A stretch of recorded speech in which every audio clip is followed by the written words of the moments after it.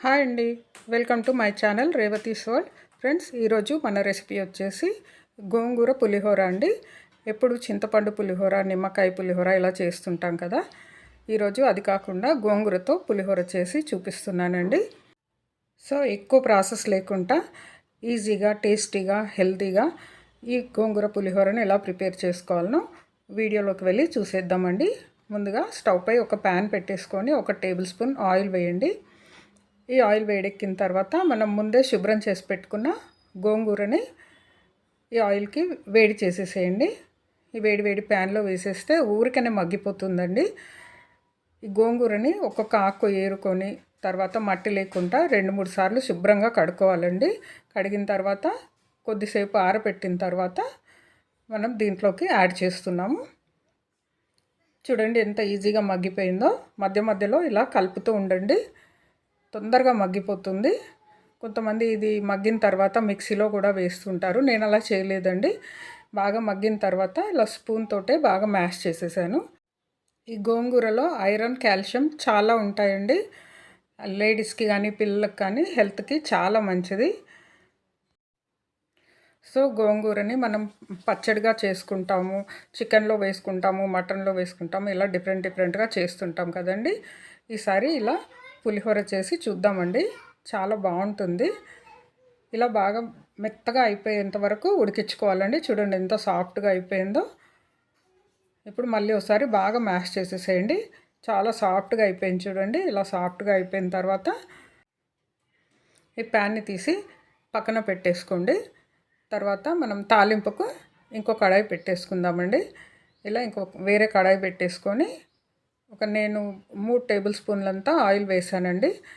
అంటే మీరు రైస్ ఎంత క్వాంటిటీ తీసుకుంటున్నారో దాన్ని బట్టి ఆయిల్ యాడ్ చేసుకోండి. ఇలా 3 టేబుల్ స్పూన్లు అయితే నేను తీసుకున్న క్వాంటిటీకి కరెక్ట్ సరిపోతుందండి. బాగా ఆయిల్ వేడెక్కిన తర్వాత 1 టీ స్పూన్ జీలకర్ర, 1 టీ స్పూన్ ఆవాలు వేయండి. ఇవి చిటపటలాడిన తర్వాత ఒక గుప్పెడు పల్లీలు వేసేసుకోండి. ఈ పల్లీలు సిమ్లో పెట్టే వేయించుకోవాలండి.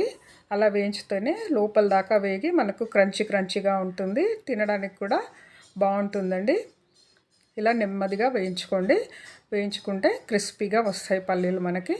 ఆ తర్వాత పల్లీలన్నీ వేగిన తర్వాత కొంచెం శనగపప్పు, మినపప్పు అండి ఒక్కొక్క టీ స్పూన్ చొప్పున తీసుకోండి. ఇవి కూడా కొంచెం రంగు మారేంత వరకు నెమ్మదిగా వేయించుకోండి. సిమ్లోనే పెట్టి వేయించుకుంటే కొంచెం కలర్ చేంజ్ అయిన తర్వాత మనం ఎండుమిరపకాయలు యాడ్ చేసేసుకోవాలండి. ఒక 3-4 ఎండుమిరపకాయలు వేసేసుకోండి. ఈ ఎండుమిరపకాయలు కొంచెం వేగిన తర్వాత ఒక 2 పచ్చిమిరపకాయలు అండి ఇలా చీలికలుగా చేసి వేసేసుకోండి. ఈ మిరపకాయలు కూడా మీరు స్పైసీనెస్ని బట్టి వేసుకోండి. మీరు కారం ఎక్కువ తింటే కొంచెం ఎక్కువ కూడా వేసుకోవచ్చండి. మేము కొంచెం తక్కువే తింటాం కాబట్టి కొన్ని వేసుకున్నాను. తర్వాత ఒక గుప్పెడు కరివేపాకు అండి, ఫ్రెష్ కరివేపాకు తీసుకోండి. ఈ కరివేపాకు కూడా చిటపటలాడేంత వరకు వేయించండి. ఆ తర్వాత 1/2 టీ స్పూన్ పసుపు యాడ్ చేయండి. పసుపు కంపల్సరీ యాడ్ చేసుకుంటేనే కలర్ చాలా బాగుంటుంది అండ్ హెల్త్కి కూడా చాలా మంచిదండి. ఇప్పుడు ఒక 1/2 టీ స్పూన్ అంతా ఇంగువ కూడా యాడ్ చేసుకోండి. ఏ పులిహోరలో అయినా ఇంగువ కంపల్సరీ వేసుకోవాలండి. తర్వాత రైస్ మొత్తానికి సరిపడా సాల్ట్ వేసేసుకోండి. ఈ సాల్ట్ కూడా వేసి కలిపిన తర్వాత మనం ముందుగానే ఉడికించి మ్యాష్ చేసి పెట్టుకున్న గోంగూర పేస్ట్ని దీనికి యాడ్ చేసేసేయండి. తాలింపుకి యాడ్ చేసేసి చక్కగా కలిపేసేయండి. ఈ పోపులో కలిసిపోవాలండి. బాగా ఇలా స్పూన్తో బాగా తిప్పండి. స్పూన్ ఇట్లా పోపు మధ్యలో పెట్టి ఇలా రౌండ్గా తిప్పేస్తే ఆయిల్లో కరెక్ట్గా కలిసిపోతుందండి. ఇలా బాగా వేయించుకోవాలి. ఆయిల్ అంతా రిలీజ్ అయ్యేంత వరకు వేయించుకోవాలండి. అప్పుడే టేస్టీగా వస్తుంది పులిహోర. అండ్ రైస్ వేసిన తర్వాత కూడా కరెక్ట్గా పట్టుకుంటుంది అన్నం మొత్తానికి. బాగా ఆయిల్లో ఉడకనివ్వాలండి. ఇలా ఉడికిన తర్వాత చూడండి ఇప్పుడు ఆయిల్ అంతా రిలీజ్ అవుతుంది చూడండి. ఇప్పుడు మనం ముందే వండి పెట్టుకున్న రైస్నండి ఇందులో యాడ్ చేసేసాయి. రైస్ అయితే పొడిగా ఉండాలండి. బాగా చల్లారిన తర్వాత ఈ పోపులోకి యాడ్ చేసేసేయాలి. యాడ్ చేసి బాగా కలిపేసేయండి. తాలింపు అంతా చక్కగా రైస్కి పట్టుకోవాలండి. చూడండి ఎంత బాగా కనిపిస్తుందో చూడండి. మనం పిల్లలకి లంచ్ బాక్స్లో పులిహోర, నిమ్మకాయ పులిహోర, చింతపండు పులిహోర, దద్దోజనం అని ఇలా డిఫరెంట్గా కడుతుంటాం కదండి. ఇప్పటి నుంచి మన మెనూలో ఈ గోంగూర పులిహోర కూడా యాడ్ చేద్దామండి. ఈరోజు మా చిన్నోడు స్కూల్ నుండి వచ్చిన తర్వాత చేసి పెట్టాను, వాడికైతే చాలా నచ్చింది. సో ఇప్పటి నుంచి మా మెనూ కార్డ్లో వాడికి లంచ్లో ఇది కూడా పెట్టిస్తానండి. చాలా బాగుంటుంది, హెల్త్కి కూడా చాలా మంచిది కదండి. సో అందరూ ఇంట్లో ట్రై చేయండి. ట్రై చేసి మీకు ఎలా కుదిరిందో నా కమెంట్ సెక్షన్లో కమెంట్ చేయండి ఫ్రెండ్స్.